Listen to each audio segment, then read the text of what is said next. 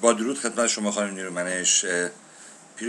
به دنبال مسابقه قبلی که با شما داشتم یک سری سوالات و یا ابهاماتی بود که من قصد داشتم با این مسابقه جدید اونها رو روشن کنم. یه مقداری از شما میخواستم به اختصار توضیح بدید که عرفان حلقه یا کیهانی چیست.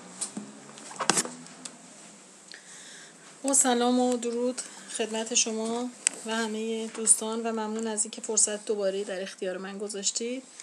همونطور که در مصاحبه قبلی هم خدمتون گفتم، عرفان حلقه یک آموزه معنوی است که به بخش کیفی هستی و بشر نگاهی داره که نمیتونیم بگیم نگاه جدیده، ولی به طرزی جدید کمک میکنه ما رو که تمام دستاوردهای قبلی رو که داشتیم جمع‌بندی بکنیم و ازش در رابطه با رشد کیفی خودمون و جامعه سود ببریم.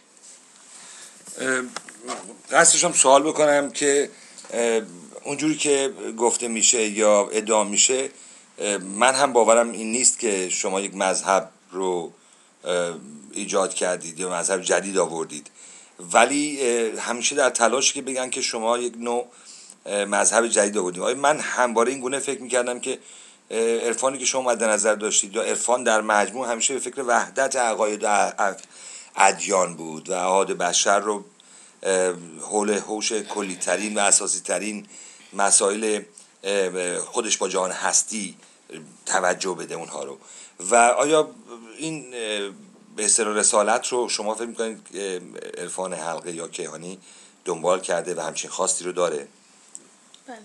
از اصول اصلی حاکم بر عرفان حلقه وحدت هست، کما اینکه صلح با خود، صلح با هستی، صلح با خداوند و صلح با مردم 4 گامی هستش که اگر که ما اعتقاد داریم به خوبی برداشته بشه، این وحدت به نحو احسن ایجاد خواهد شد. و این توضیح رو هم بدم خدمتتون که فرمودین که آیا مذهب جدید؟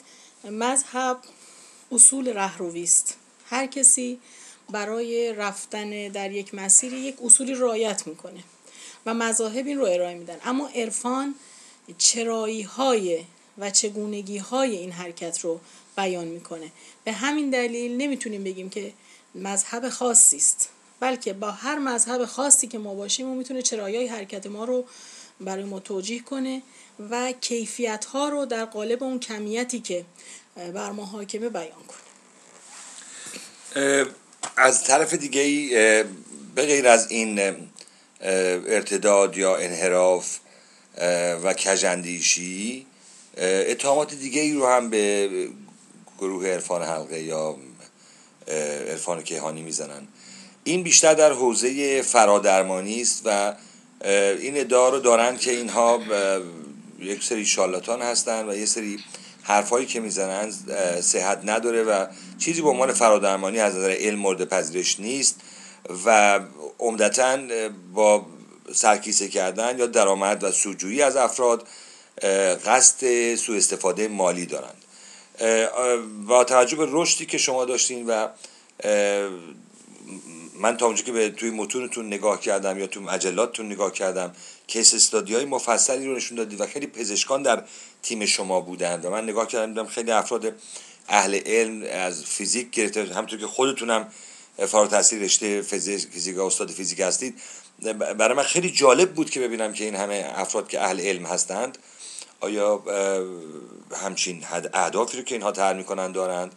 یه مقدار این رو لطف کنید توضیح بدید و دوباره این که چرا هم به اصطلاح روشنفکران، اونهایی که مخالفن با به اصطلاح اعمال مذهب در جامعه و در حکومت و همینطور در عقاید مذهبی مسئله و مرزبندی دارن و حتی مذهبیون با شما مسئله دارن.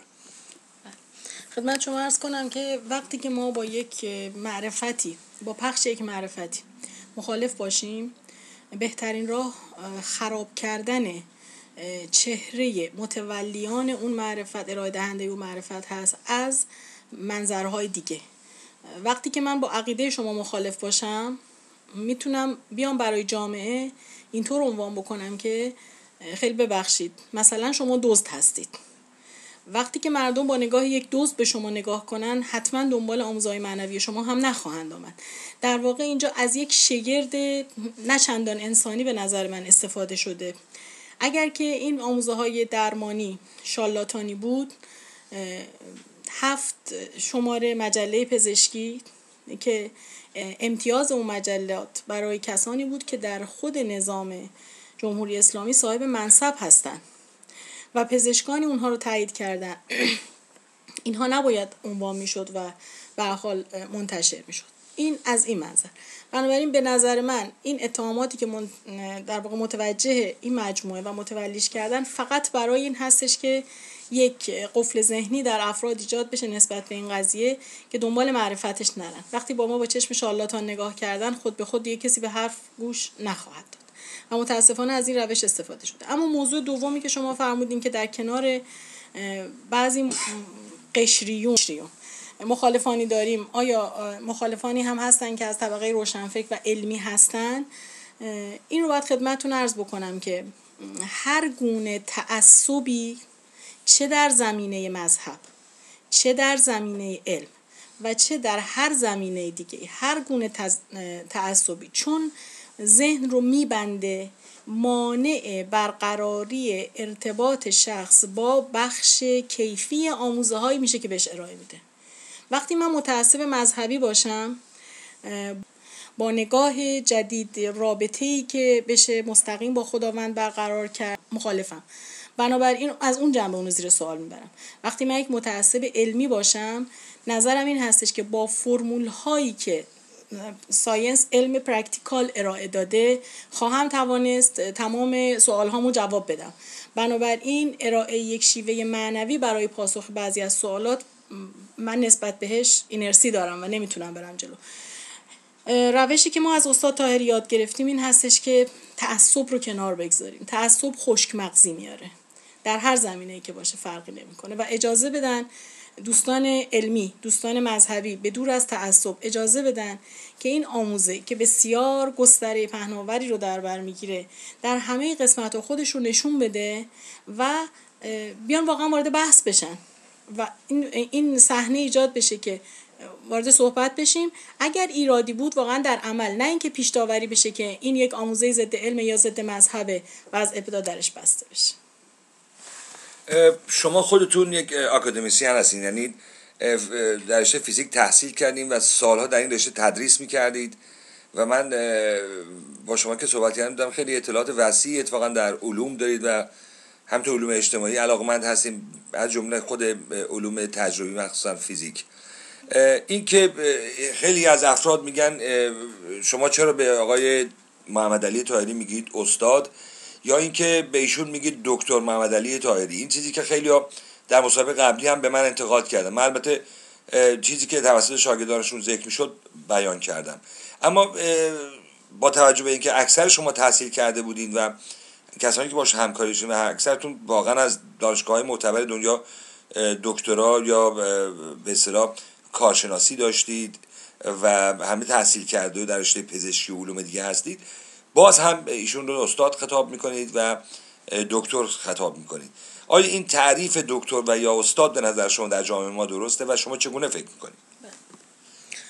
عناوینی که برای سطح بندی و ترازبندی میزان آگاهی افراد در جوامع امروز باب شده قراردادهای بشری است.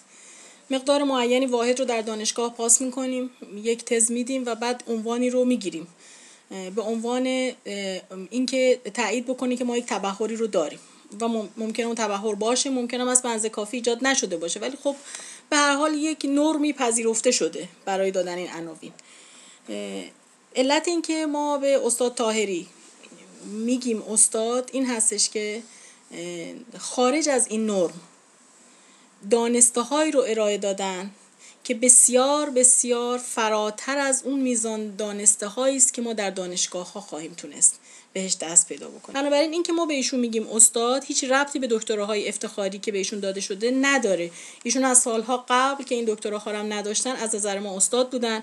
اگر که گفته بشه که این کمان که این تبلیغات رو دارن میکنن، گفته بشه که این دکتراها مورد قبول نیست، مورد تایید نیست، قلابیه، باز هم ایشون استاد هستن، چون دانسته هاشون از دانشگاه نیست، دانسته هاشون از جای دیگه است.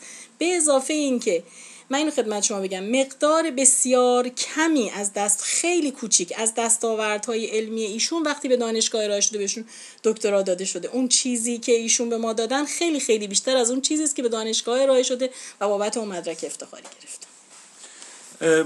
بسیار عالی. من خیلی از سوالاتی که طرح شده بود رو و خودم در ذهن داشتم اینجا مطرح کردم. در خاتمه میخواستم ببینم که عاقبت دگراندیشی در ایران به نظر شما چگونه است؟ عرض شود که امیدوار هستم که البته این امیدواری رو بگم قبلش سال گذشته در بازجویی هم که داشتم خدمت بازجوی محترم که خودشون الان میدونن اسمشون رو نمیارم هرچند که اسامی مستعاره، گفتم امیدوار هستم که شما با این آموزه های معنوی اون برخوردی رو نکنید که کلیسای قرون وسطا با علم و معنویت جدید کرد و امروز یک لکه ننگی شده به دامان این کلیسا. امیدوار هستیم شما طوری برخورد بکنید، اینو گفتم سال گذشته به آقای بازجو، طوری برخورد بکنید که فرزندان ما و فرزندان شما که حتما در نسل بعد این آموزه ها انقدر براشون عادی خواهد شد که روزمره ازش استفاده خواهند کرد، ناراحت نباشن از اینکه پدرانشون در مقابل انتشار این قضیه ایستادن. ما این امیدواری رو داریم که مسئولین حالا نظام جمهوری اسلامی این توجه رو بکنن، چه بخواهند چه نخواهند، چه استاد طاهری در زندان بمانند چه ایشون آزاد بشوند، در هر صورت شاگردانشون با عشق و علاقه در تمام دنیا پخشن و نخواهند گذاشت که این قضیه زمینگیر بشه. بنابراین بهتر هستش که این لکه ننگ رو برای خودشون نخرن و بگذارن که تاریخ از قضاوتش در مورد اونها شرمنده نشه. به نقطه خوبی رسیدیم و اون نقطه پایانی سوال در مورد وضعیت ایشون و کمپین نیست که شما برای تلاش از حمایت ایشون و توجه دادن به اصطلاح رسانه‌های عمومی و همینطور سازمان‌های بین‌المللی و حقوق بشری است. ایشون در چه شرایطی به سر میبرند و شما به اختصار خیلی کوتاه و سریع بگید که چه کارهایی رو کردید در جهت حمایت از ایشون؟ ایشون زندان انفرادی بودن، دادگاهاشون شروع شده و مرتب این دادگاه پی در پی داره تشکیل میشه. متاسفانه علیرغم این که آقای جعفری دولت آبادی دادستان محترم گفته بودن که جرم ایشون فعالیت در حوزه‌های تفکری غیر مجاز هست، ولی امروز می‌بینیم که انگ‌های فراوان دیگری به ایشون زده شده، اقدام علیه امنیت ملی و این انگ‌هایی که باب هست معمولاً زده میشه برای اینکه اون مسئله اصلی مطرح نشه. کاری که انجام شد، امیدوار هستیم این دادگاه‌ها به هر حال به نحو منصفانه پایان بپذیره. کاری که انجام شده خب کمپین با جوی که کسانی ایجاد کردن و باورهایی رو در بین دوستان مجموعه ایجاد کردن که فعالیت بین المللی به ضرر استاد طاهری هست و پرونده ایشون رو سیاسی خواهد کرد، متاسفانه حرکتشون اونجور که دلشون میخواست نتونست با سرعت پیش ببره و این دوستان توجه نکردن در جایی که سیاست عین دیانت است و دیانت عین سیاست است آیا ارتداد که اولین اتهام ایشون بوده و از سال گذشته هم که هنوز ایشون در این وضعیت امروز نبودن، خود بنده رو که بردن بازجویی اولین سوالشون از من ارتداد بود، آیا این اتهام سیاسی حساب میشه یا نمیشه؟ دوستان توجه نکردن که ایشون اتهام سیاسی رو پیشاپیش خوردن و فعالیت چند تا شاگردشون در بیرون از کشور بر اتهام ایشون نخواهد افزود، ممکنه اتهام ما رو زیاد بکنه، بگن کمپین تشکیل دادن. به هر حال این جوسازی ها شد، باعث شد یه مقداری این حرکت کند بشه، اما علیرغم این مسائل این مطلب به سازمان ملل کشونده شده و به عفو بین الملل نامه ها داده شده. پرونده اونجا بازه، پرونده در سازمان ملل بازه. در سخنرانی هایی که دوستانمون کردن توی جمع هایی که نشست های بین المللی بود این مسئله طرح شده و در دستور کار، تا اونجا که من الان اطلاع دارم از روند کار، در دستور کار آقای احمد شهید هم قرار داره. با تشکر از خانم نیرومنش در اروپا، فرشید آریان از لندن.